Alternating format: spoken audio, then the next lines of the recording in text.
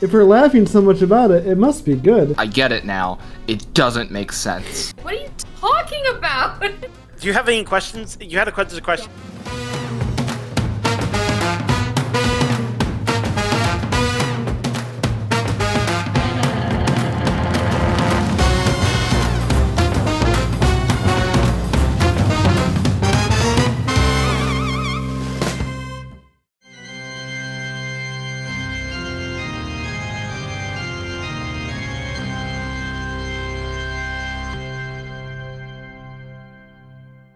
Take a situation where you have a town that's on the edge of failing, and it turns to religion as a way to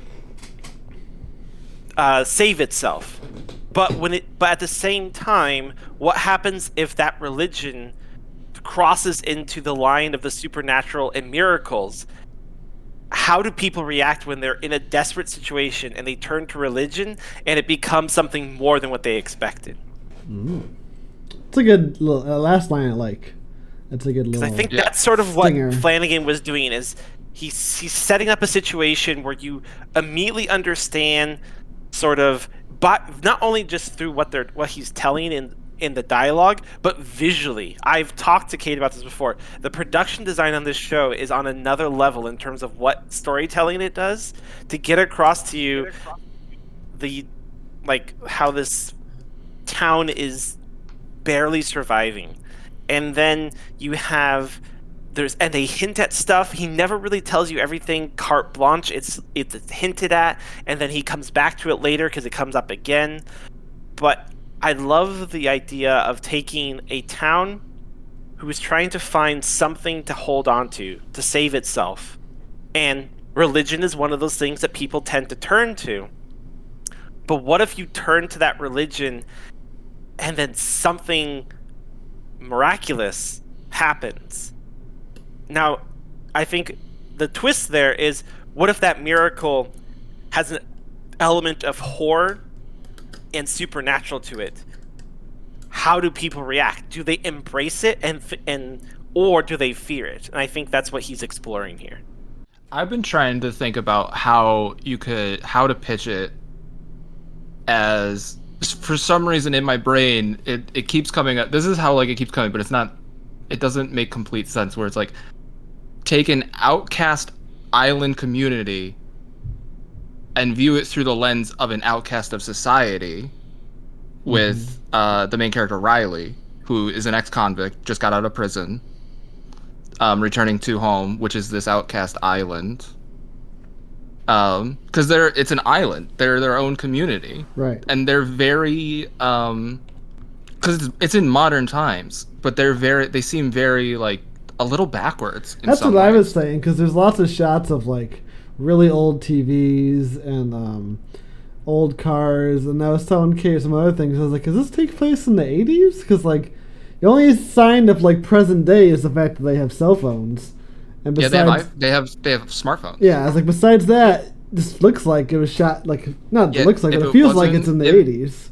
If it wasn't for the smartphone and also the very brief scenes in, not on the island, right, you would think that this thing took place a long time ago. Right. I think that also symbolizes the isolation that this community has, kind of to piggyback off of everybody's statement so far, that this island is disconnected from society, and literally and also figuratively, and their characters are also disconnected from the real world. So Doug, I think that your point about how they are somewhat of an outsider to the mainland, was on point. But yeah, they're kind of frozen in time. They've gone through a lot of hardships. I would say the premise of the show being, as you've all said, we have a small isolated island offshore the mainland, very small population, that is dying, mainly fisherman town that, due to events prior to the start of the series, led to the decline of fishing. The town, which was already religious, kind of turns more towards religion as their final savior. Meanwhile, an outsider returns to the homeland to discover some strange things happening when a new priest comes to the island and starts creating miracles. Yeah. I think that's where episode 1... Actually, that's not even where episode 1 necessarily begins, but I would say that would be the premise of the show. I've often compared Mike Flanagan, and it's a terrible comparison because the only way it's a comparison is the actors, but similar to American... It's a great start. This is a terrible comparison, by the way. Well, similar to American Horror Story, where each season is different, but has the same cast to come back to tell a new story. Yeah, it's an anthology series. Right. Not that these are seasons, Hill House, Blind Manor, Midnight Mass. They're all different shows, not a season, but mainly the same recurring cast playing different characters with some newcomers in each variation. Mm-hmm. So, right. If you're similar to the... That's actually a very good comparison. Okay. Well, I told someone it's kind of like American Horror Story before, and they were like, oh, but like what season? And I was like, well, no, it's not like American Horror Story in any way besides... I don't think they understood the point you were trying to make. It's not like American Horror Story in any way. Your comparison, that's a problem with them not understanding the comparison. Because you were comparing the form, not the narrative. Right. Because American Horror Story is very much, from the seasons I've seen American Horror Story, that is all psychological and body horror. That is what I don't know if it ever changes in the later seasons, but that seems to be very much what that... Oh, and sex. Also sex. What I like about Mike Flanagan's style of horror, we can get into later if this is considered a horror show or not, but... he doesn't really rely on jump scares. So if you're like me and you don't like horror because of jump scares and things like that, this gets the clamp seal of approval. I'm actually trying to remember. I think there's maybe 2 jump scares throughout the entire series. Yes, and they're very minor, and you can definitely tell they're coming. One is very early on. Yeah, well, there's one in the first episode, but it's not followed by like the screeching sound effect or anything like that. Yeah, so it's very much just a... Oh, hey. Yeah. Okay, bye. Then the other one is a very typical jump scare where there is the sound effect, but it's something you know is coming too, so it's not like what he's done in previous shows. Which one are you talking about? It would be a spoiler, right? It's kind of a spoiler. They're both revolving around the same thing, but we'll get into it. Okay, we'll talk about it. We'll talk about it we can get to it later on then, because I'm curious to know what's the second one that you're talking about. But yeah, it's a great cast. I think... I liked all the characters. Kate Siegel played, I guess she's kind of tied as the main character. Yeah. She was great, and then you have Hamish Linklater is the guy who played the priest. He was absolutely phenomenal. Probably stole this show. He overall is very good, but when he does his homily speeches, I'm just those. He is able to, and also I think it's Flanagan's writing, but his acting, he's able to do that. Oh, this sounds like something you could see in church, but also it's just there's something not right here. It's like, okay, this is, I could see this at a church, but you're just like, but I feel a little uncomfortable. When he does those speeches, it is very much like, it kind of starts out being like, this is very religious. This is something you would hear in a mass. But he always has like a hint of like anger. Yeah, there's always like that certain moment where it's like, what is going on? Like he's talking about like all these religious things, and like if you're religious, you would consider them to be good things. But there's some weird tension behind those words that is just like, I don't feel okay. Right. I'll just say this. Mike Flanagan has 3 things on Netflix, 2 haunting shows, and this one. If you're not into ghosts and you think ghosts are spooky, this one I think is an easy recommend. The supernatural elements of it are there, but they're there in a way that I think is not overpowering. It is just the milieu that he puts in there to add the extra flavor. I don't think you can remove them because they are critical to the plot, but they're not. But they are. It is.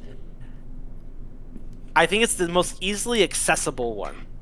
from the other ones. As someone who hasn't seen the other two, I would agree with that, because the other two, the sheer notion of them scared me, and I was like, I don't want to watch them.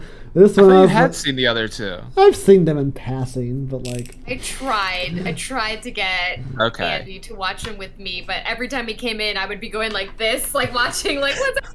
So he was like, I'm not watching. Yeah. This one is a very. Watched Midnight Mass like this a couple times, but for other reasons. But yeah.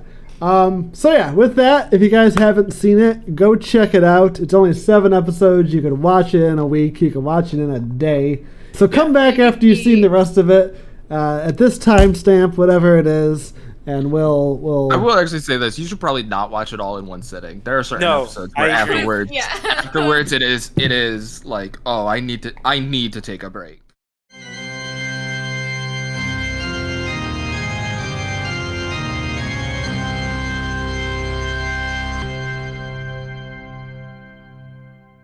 This is a question of, is it a vampire? Mainly because they never call it that in the show. They never actually call it anything except for an angel. It's only ever called an angel in that show. They also never call. They use a very good tactic to.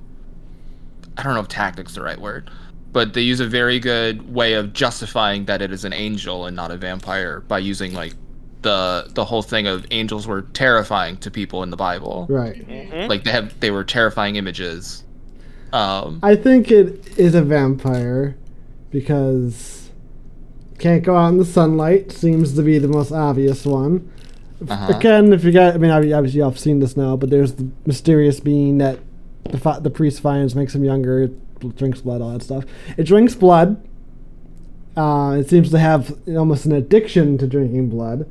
It doesn't seem very angelic. And I think the biggest hint for me is when it is presumed to be dead. You don't actually know if it dies, but Liza, the girl that can't walk, she can't feel her legs at the end after you see the angel struggling to escape the sunlight. Which, according to vampire lore, when the head vampire is destroyed, it destroys all the other vampires. So her vampire blood inside her, even though she was still human, would have been destroyed. Here's the thing about vampire lore. There's very contradictory stuff. There's some stuff that says when the alpha vampire is killed, all of its sires will also die or will be cured. There's stuff like that's just one of them where it's like they are cured or they all die. And then there's one where that's not a thing. It's just once you have vampirism, you're a vampire. This kind of has its own mythology while using vampire mythology to create. It's not a unique monster because it is very much. I think it is a vampire. For reference, Mike Flanagan did say he did not confirm that the being died at the end. He said that Liza's handicap came back because she was not drinking the blood for a few days, and that's the reason why. Like, it got out of her system, essentially. Yeah. Which is what the doctor says. Because right. They have a very good exposition scene where I particularly enjoyed being... That's not something you hear very often of a very good exposition scene. Exactly. Because the exposition scene of the doctor hypothesizing about the blood and what's going on, I was like, oh, this is really cool, because he's written it in such a way, he's just like, if vampires did exist, how would a modern day doctor explain vampirism? Right.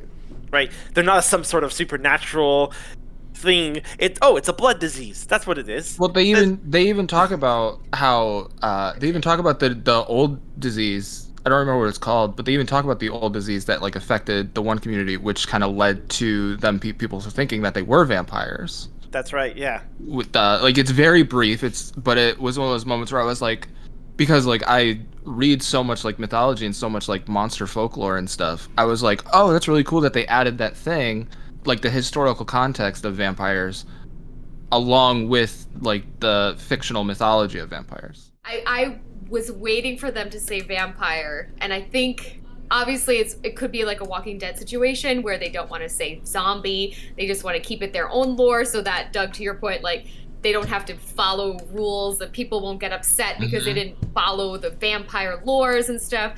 But I think it was an angel. I think it was an angel in a very loose term, an angel in what we now would say, okay, well, that's a vampire. But again, it's like, well, then all the vampire inspirations from literacy and from literature, from all of those, where did they get their inspiration from? Did they get it from the Bible? Did they get, so I think it was an angel.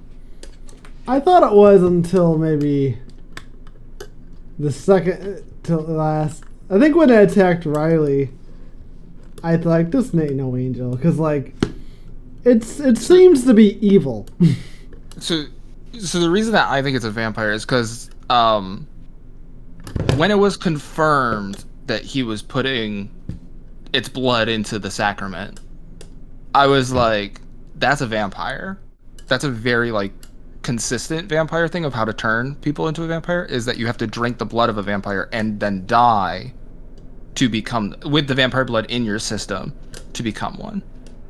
Like, that's a very consistent thing across vampire lore. So I was like, I think so that's why I'm like, it's a vampire in, like, the disguise of an angel. That's why I really love this series, because I think that you could also take that exact same thing you said, Doug, about drinking the blood of the vampire, you die, and then you come back to life, and you can apply that, especially in the Catholic religion, you can apply that to Jesus, as far as, he died for our sins and came back, and now he's absolved from, he's saved humanity because of that. So it's an interesting of, like, oh, wow, like what we talked about before the spoiler section, where it was like, oh, the things that I hear in church, if I knew more information, right? So, like, if I was like, wait, but this thing's a vampire, like, would I listen to this homily the same way? And I think that it was very telling in that regard. So that actually just reminded me about how there's a story that I've read about the original vampire, and they believe that it was Judas. And that's why, like, they're allergic to silver. And, like, so basically it was like Jesus was resurrected and Judas was also resurrected. One of them is good and one of them is evil, essentially, is kind of like the crux of that story. I mean, like, not exactly, but loosely, right? Yeah. Yep. At least I think that might actually be my own interpretation of it, but no, I've heard that before. I've heard the first vampire being Judas. There's some theories that the so-called, well, no, actually, because he hung himself from a tree, right? Correct. But also, he takes communion at the Last Supper. Yes. And if you are a Catholic, I believe. No, don't. I'm not a Catholic, so I'm not going to go. I'm going to, based on what I've only heard and read. Part of Catholicism is transubstantiation, which says that during communion, you are actually, the process of communion is actually the conversion of the wine to Jesus's blood. It's not a representation; it's actually his blood, and the wafer is actually his flesh. There is a process which is called transubstantiation, and I believe it is only a Catholic thing. Protestants do not have that, even though they're both Christian. And so, I do like the fact that in this he's just like, well, what happens if we actually did that? Like, what happens if we actually actually did put the blood of something in the wine, and when you're consuming the blood, and by doing that, it then fulfills those biblical prophecies that Bev is citing and that people are citing in Scripture because of the properties of this blood.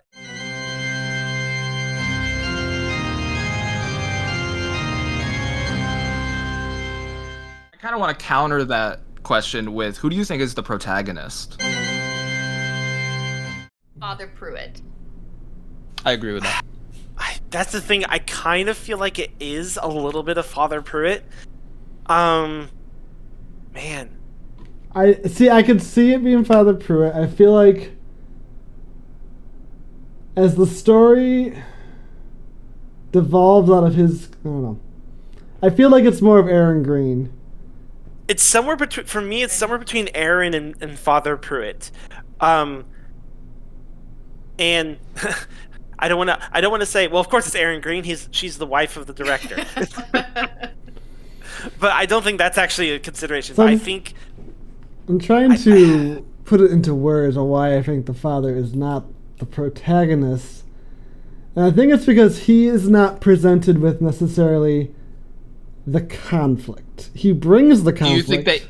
So you think he's the antagonist? I think he's more of the anti-hero. Definitely by the end. Because the antagonist is the one that brings the conflict to the protagonist. Right. But he's the... By definition. He unwittingly brings the conflict. Because he thinks he You could be an antagonist and not know that you are. Yeah, I mean, I don't think he is the purposeful antagonist. That's definitely Bev Keene. Bev Keene. I think he assists in the conflict of the story, and Erin and in the extension Riley are the ones that are challenged by the conflict. Father Pruitt is almost the conflict in itself. Right. If only I would say that entirely, except for the idea of he didn't intend. I mean, I know some villains think they're right, but he doesn't even think what he's doing is necessarily villainous. I don't know. He thinks it's a blessing. Right, which could be dangerous because there's some villains that think they're the hero. Right. But I think not into his realization at the end that he was wrong. I think saves him from being the antagonist. I think it really is. For me, so I initially said Father Pruitt as the protagonist, but actually I think he's more of the primary, he's more of the antagonist, and the protagonist is really Riley and Erin, not at the same time. It's a passing. Right. Yes. And symbolized by the boat ride. Yeah. It's a passing protagonist where it starts out with Riley. It's very clearly Riley from the beginning. Right. It's very much Riley's coming in. Everything you're viewing from Riley's perspective in the beginning of the story, and then eventually, episode 5 happens, and we cry, and then Erin takes over. I'll say this: Mike Flanagan's wife is a hell of an actress, but my God, does he put her in the most difficult scenes and situations in all of the series I've seen her in, between Hill House and Bly Manor. Well, originally when Riley was taking Erin out in the boat, originally I thought he was going to kill her because that was kind of that uneasy feeling of he's a I didn't whatever think he so. is.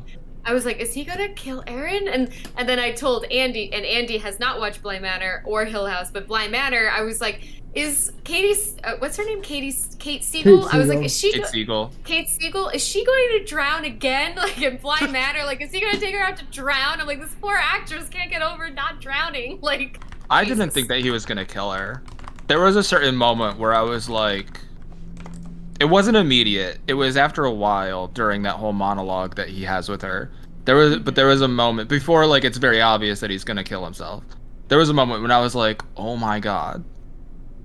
He's trying to prove that this is true. He's gonna burn up in the sun. Yeah, when I got to that, there was a point where I agreed. I got to that, and I was just like, "Oh no, I can't watch this." Because there's a point where it's super obvious, and then there's a point where it's hinted at, and then there's a point where it's super obvious. And when it was hinted at, I was like, "Oh no."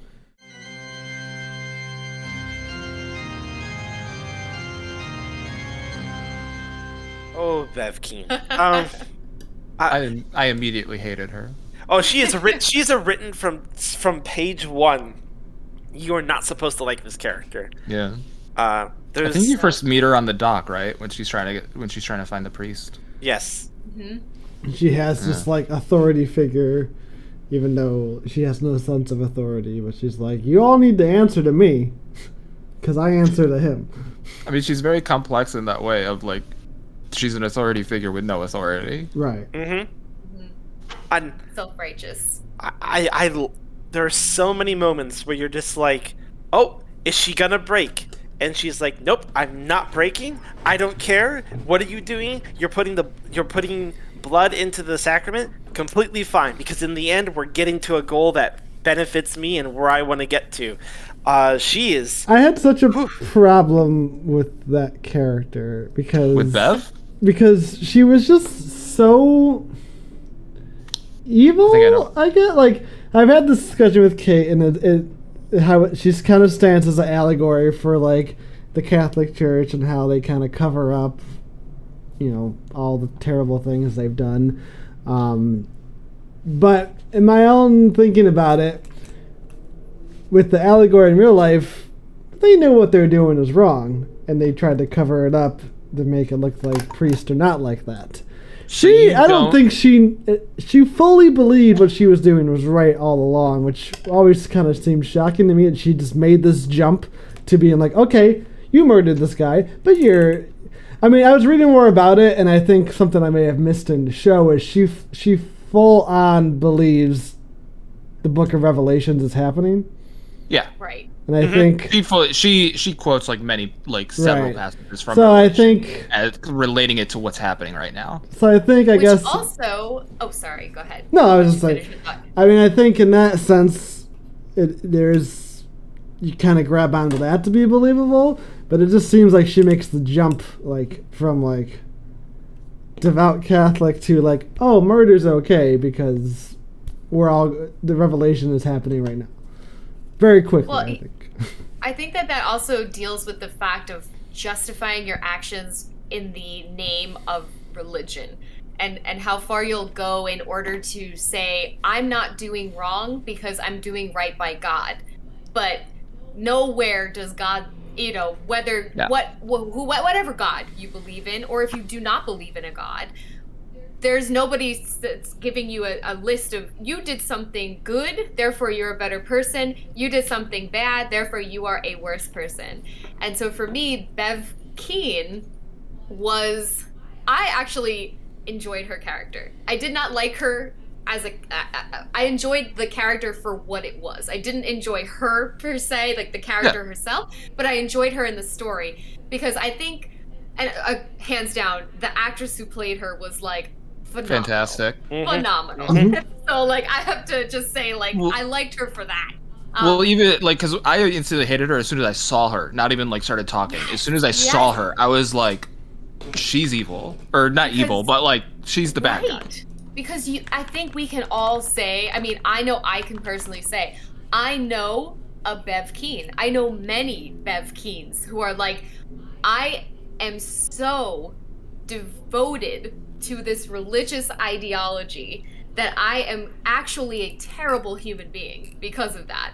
And also then that really speaks miles to religion as far as I'm listening. In other words, I'm a better person because I go to church, or I'm a better person because I pray to my God more often than you do. But no one, again, there's no tally marks. And that's why, I mean, I might jump the gun with this, Andy, if you want to cut me off and say I'm going to ask this question later. But one of my favorite scenes with Bev Keene was her and kick-ass Annie Flynn, who the mom, Riley Flynn's mom, who whoa, came out of the woodworks in the finale. And I was like, where was this Annie Flynn the whole series? She goes down to her and she's like, you can't deal with the fact that my son, Riley, who made so many mistakes and was a not perfect person in your mindset because he was not religious enough, he is not loved by God any less than you are. And you can't get over that. And I was this Bev Keene is the epitome of loneliness. She's just the only thing she has in her life is the thought that she is loved by God more than others. And she doesn't even have that. And so I was oh my God. That's why I wanted, if I had to give any complaint, I wasn't satisfied enough with her death. Because I wanted her to Oh, fair enough. I wanted her to realize that she was wrong, and I feel like she didn't. I think she did. She did. She 100% did. Oh yeah. But in what sense? In that she realized that in that she realized that she messed up, and that they're all that she just caused everyone on this community island to die. There's a moment of her being oh my God, this is my fault. I'll have to rewatch it. It's subtle. I'll have to because I didn't I got her crying, trying to build this. It's when the place is burning and she's looking around and she's there has to be another place. There has to be another place. That's the moment. Okay. See, I took that more as she was still thinking about herself, and even when she's trying to dig into the sand for shelter, it's more of I have to survive because I was right about this. She is trying to survive, but she's also trying. She also is she's trying to survive because of what she did. Right. I guess I took it more as I know I was right, so I have to survive. I can see how you interpreted it that way. Yeah. You were talking about how you thought that she was too quick to jump to murder's okay. Right, but I know she kills the dog and things like that. Not only does she kill she kills that guy's dog. Right. Right. And she didn't like him from the beginning. So it was one of those things where it's like, if it had been a different character, I probably could agree with you. But since it was that specific character, a character that she has already displayed a loathing for and actually has done a horrific action in murdering his dog, I didn't see it as a jump. I think I saw it as a, oh, he's dead. He must have had a very good reason because this is an evil man. In her mind, this is an evil man. Right. And his purpose on the earth was to supply food and sustenance for this highly pious person. Yes. Which is the priest who she holds up on a higher pedestal than Joe. Right. And so that's why she's like, it's okay. Joe was supposed to die because that's the whole plan. Yeah.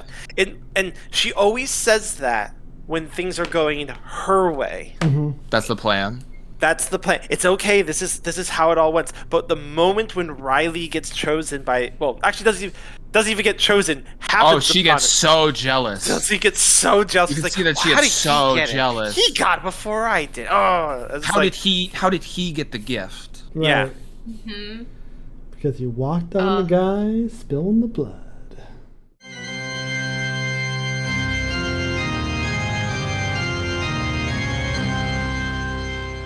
In the discussion with the house, Erin was saying when you die, it's painless and you're with the ones you love immediately and everything like that. And that's what happens to Riley, even though he didn't believe that. He died, and immediately he's greeted by the person he killed, and she forgives him, and they go on. Which makes you think that it might actually be painless. Right. He basically closes his eyes, opens them. Right. And then Erin's death is not quite what Riley described, but it is similar. And it's like, so who was right, or does it really matter who's right? I think Flanagan's approach to that is that they're both right. Yeah. Because each of their interpretations of death, I think, is what that is. Their interpretations. And saying one is wrong or one is right, I think is not. Yeah, I don't think that's part of what he's trying to argue. I think what he's trying to show is that, I think by his representation of having Riley's character, who is the atheist character, and Erin's character, who is the believer, that both characters can have a view of death, but their views of death are not like they're not really contradictory. Right. No. They're just They're just a different way, and that both of them can have that view and still have a beautiful death. He's trying to show a viewer who might be very religious to show there's a view of like it's not a thing where, because I've heard this before, where people are like, oh, you don't believe in heaven and hell, so you think it's just nothingness after that? It's like, no. And then Riley gives this very in-deep description of what he views death as, which I think is a very beautiful description of how death from a sort of atheist perspective. And you have Erin's character, who represents death from I'm going to say a Christian perspective. I would have to go back and listen to exactly what she says, but I feel like that her description of death is actually kind of just a religious view, sort of a, I think it could be probably mapped onto a couple different other monotheistic religions. But I think he's trying to do that to show people that they're two sides of the same coin, and it's okay. I think that's one thing he tries to get across with certain characters and certain things, is that the animosity that religious people have against non-religious people is not worth having. They can coexist. They're just different views of the same thing. I think that's best exemplified with the school scene between the sheriff and Bev Keene, which obviously it did not end with them agreeing. But it's the sheriff very much saying, we believe the same stuff. Right. Like, fundamentally. Mm-hmm. Like, we don't need to be at odds.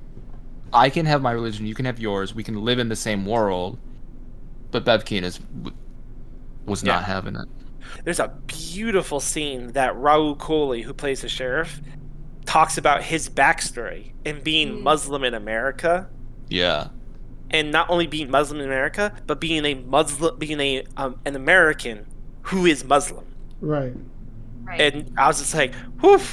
I mean, September 11th was 2001, but boy, did that still had an impact in 2021, what he was talking about. I loved that scene. I thought it was beautifully acted. This is where I started to realize, never seen Mike Flanagan stuff before. This is where I started to realize, man, these monologues can be kind of crazy. Because, like, it was literally like, Sir, Sheriff, I want you to investigate the church. And he really goes, when I was a cop before 9/11, and that's how I think it begins. And I was like, yeah, it very much was. I was like, oh, I need you to investigate the church. It could have been like, I'm not going in there with a gun. Right. But it's just like, let me take you back 20 years ago. Meanwhile, Sarah, the scientist, is like, no, you need to get your gun and go now. Like, there's a demon now. He's like, I don't know if that's a Flanagan thing or just this show thing, because I don't remember there being super long monologues in Hill House or Bly Manor. I mean, sure, there were monologues, but it wasn't on the level of Midnight Mass. Right, because there's at least a lengthy monologue in every episode. One of the criticisms I read about was the bloated dialogue. Mm-hmm. I've read that too. And it was one of those things where it's like, I see what they're saying, because those monologues do go on forever, but it's also like, are they unnecessary? I don't think they're unnecessary. Is there, if you cut them, do we still get the same impact? I don't think they're unnecessary. I think how they start is a little strange at times. He does shoehorn them in, I think. But some of them, yeah, are a little shoehorned. Like, obviously the homilies, those are easily put in there because it's like he's a preacher. Well, those ones I believe because I've always had good relations with priests and I used to go to church, and while they do kind of go into stories, it always seemed natural at the same time too. So those all seemed fit, and I liked how the actor portraying the priest just kind of naturally worked them in as what a real priest would do. I think also like the lengthy monologue. I don't know. Again, this might be me reaching for what it is, which is kind of telling for this show. But I think that like if you took the Bible, so if Mike Flanagan took the Bible and the interpretations of the Bible as his inspiration for creating this narrative, then perhaps he modeled the dialogues after what you would see in like one of the Gospels or one of the reading. Like if you read the book of the sheriff, how would you get to know the sheriff? And if you read the book of Riley, how would you get to know Riley? And I think maybe those longer monologues are almost kind of like how you would read them in the Bible, those long passages of I like who that they idea. are. Yeah. I like that idea of like it's kind of like the book of the sheriff, the book of Bev Keene, the book of Riley. Right. Just also to go back to the death part, I want to just say one thing about what I feel that scene was between the two differing viewpoints of death. I feel that, yeah, you can hear the dishwasher in the background, it just stopped. I feel that the purpose of having multiple viewpoints of death and not having a right viewpoint of death was very intentional. And I think that it was that notion that we all come into this world differently. Nobody has the exact same way into the world, and nobody will have the exact same way out of the world. And that doesn't mean that one way is the right way and one way is the wrong way. There are multiple ways, there are multiple people, there are multiple experiences, and they all shape how we come in and leave this world. And the part to me of the show that really hit the nail on the coffin, for lack of a better word, was the final scene with Bev Keene and the sheriff and his son. And they are on the beach, all right? on the beach. And they are literally on, the sheriff and Bev are both on their knees, right? They have opposing viewpoints. They're being faced with death. And they are two different religions, two different people, did not get along. But yet, what happens to them? They both die. And it didn't matter who they prayed to, who they believed in, but what mattered to them was that who they were as people. And that's why I liked that the sheriff died first, and the son died second because it was the sheriff got to leave the world before his son did, so that he wasn't the last one because he already watched his wife die. And Bev Keene was off to the side all alone, trying to get those minutes left that Annie Flynn had mentioned in the final episode. She said, we're praying for heaven our whole lives, and then when we're faced with death, we're praying for just a few more minutes. And that's what Bev Keene was. She was clawing, trying to get those few more minutes of life. Meanwhile, they both die. So it's a little, like, I know Andy and I spoke about this, it's a little nihilistic in that viewpoint of like, does anything matter? But I think it actually is. Everything matters. Everything that you do matters, and it depends on just being accepting and kind to each other. I think that's really what Mike Flanagan is going for in this. Yeah. In this is, I mean, he goes through so many different things, but I think that's one thing he's trying to communicate across, and is equality, understanding, and that everyone deserves forgiveness. Because I think even in the end, I know it might be hard to say, but well, maybe not Bev Keene. I don't know about Bev Keene's character. I don't think her character deserves forgiveness. Everyone else, I think, maybe, but not her character. There's not much redemption for Bev Keene. I mean, everybody does die except for the kids. So I'm guessing I'm assuming the symbolism behind that is the future of the future of the island is the children. It's the people. Yeah. And I don't know if it's necessarily them getting off the island. I mean, physically they get off the island and that's their future. But I think what he's trying to hint at is it's the young people who it's their job to take on the future, while maybe those stuck in the past, like Crockett. Yeah. Like Crockett Island is stuck in the past, and that they're the future, and use the lessons that you learned from the past to make a better future. Just like Gen Z, repeating older things. All connected. It's all connecting. He's talking to the Gen Z kids with his show. Yeah. Well, I think that also is very telling of what Mildred says to Father Pruitt in the church to kind of, to me, I was like, Mildred, why didn't you tell this to him? You know, why didn't he tell you any of this before people started dying? But when she said, we all have our time and we have to pass it on to other people, it's not up to us to be here forever. This is part of who we are as humans. We know that we're here for the time that we are, and then we leave, and we have people that come in after us, and it's the cycle, and whether you call it the natural cycle or the spiritual cycle, but that happens across the board. And I think that when she said,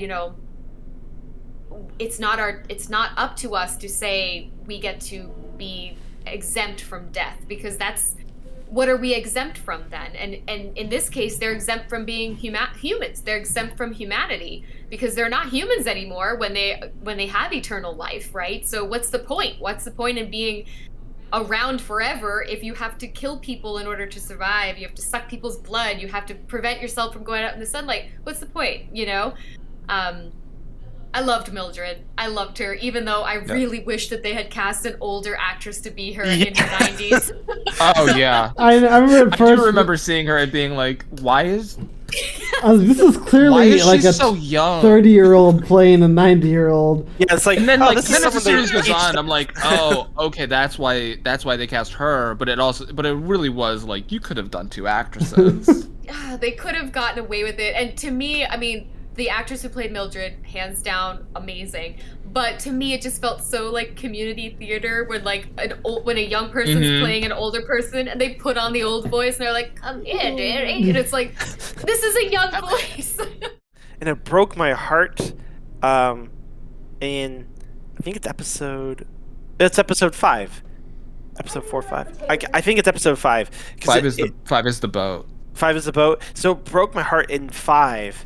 Because after Riley gets attacked at the end of 4, and then I'm just like, oh my god, this whole time he's been trying to deal with his addiction. And what happens? He ends up getting the worst addiction. But he refuses. He actually comes over it. He overcomes it. Just to his like death. his father. He overcomes it at least. He doesn't. Right. It's like he doesn't kill someone by succumbing to his addiction. He gets. I mean, you could argue. I mean, like, yeah, he dies, but you could argue like he overcomes it and then he finds peace. Yeah, Right. exactly.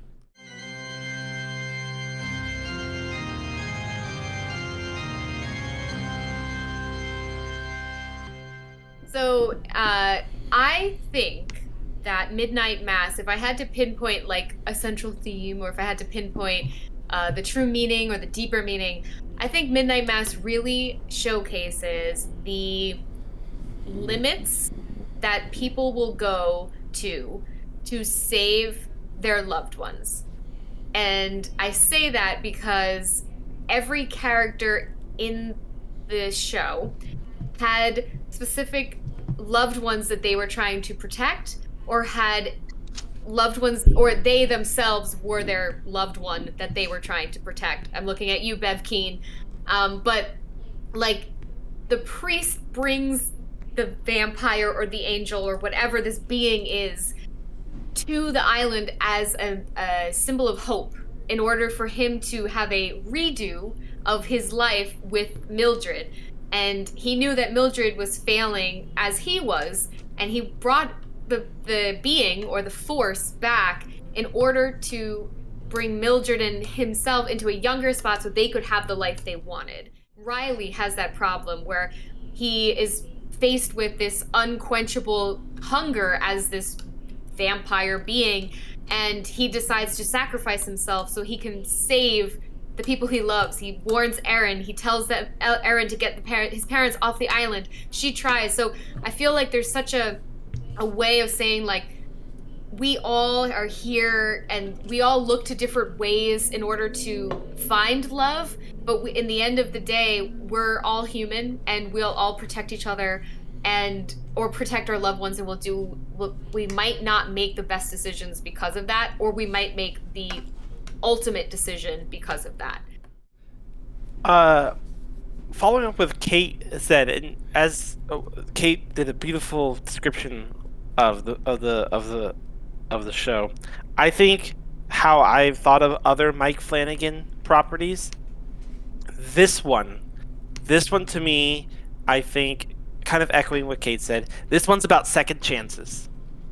If you get a second chance at life, from many different respects, from different ways of Erin's coming back, baby. Riley's coming back after something. The priest is coming back after something. Everyone is getting a second chance at life, at doing something. And what do you do with those second chances? The town is getting a second chance at life. What do they do with it? So I think the overall theme of the show, echoing off of what Kate said, is about second chances, however you get them, and what do you do with them? And how does that affect other people?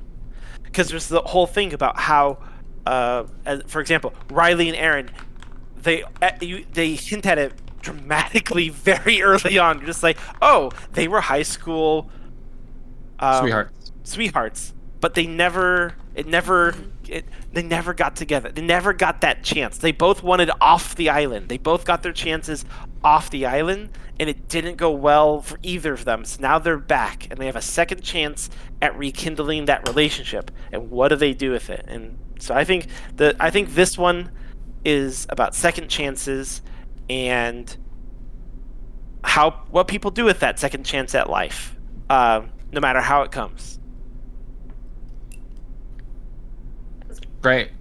You both are great. Sorry, Doug. Watch the show. Your turn.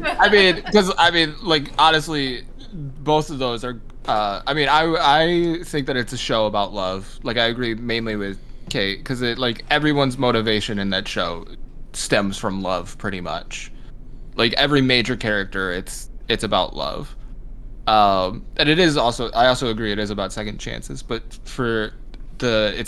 it's everything in that show, just everything, like every action in that show seems to has some motivation of love behind it, aside from Bev Keene. Well, love of herself. Love of herself. I mean, yeah, love of herself, but in a way. But yeah, I feel like it's mainly just a show about love. Aw. What do like you when think they're it's all- about, Andy? When they're all singing. I mean, that when wasn't my they're question. Oh, My when they're all question, singing when they're gonna die. I mean, the show has a lot of. my question was your closing remarks of the show. It wasn't what your themes are. But I think That's what it became. It's now. It's. I wasn't the- prepared to answer that, even after all three of you. No, I mean, I think it's definitely second chances, redemptions. Don't take things too literally. But Understanding. I think it's definitely, I always go back to the Book of Mormon, the play, as a perfect example of how to take religion. It is an excellent source of faith and inspiration, but it is not something that should be taken word for word by how the Bible says. Because even that's how the sheriff puts it, is they were selective of what they put in the Bible and how they reworded the Bible. So, or as George Carlin says, a religion is like a lift in your shoes, and if you need that lift, that's great. Just don't lend me your shoes if I don't need them.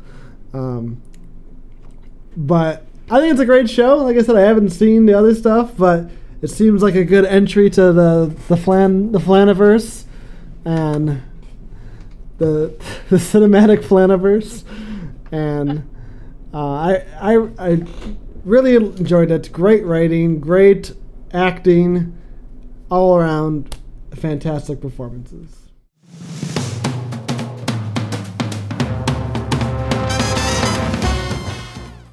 .8. Yeah, I was gonna give it a 9. Yeah, 9.5. I think. Yeah. I give it a 10. Yay! Yeah. Well, thanks for watching, Yay. everyone. Thanks for We'll be watching, doing this everyone. again for more movies, TV shows, all the fun stuff. Bye. Bye.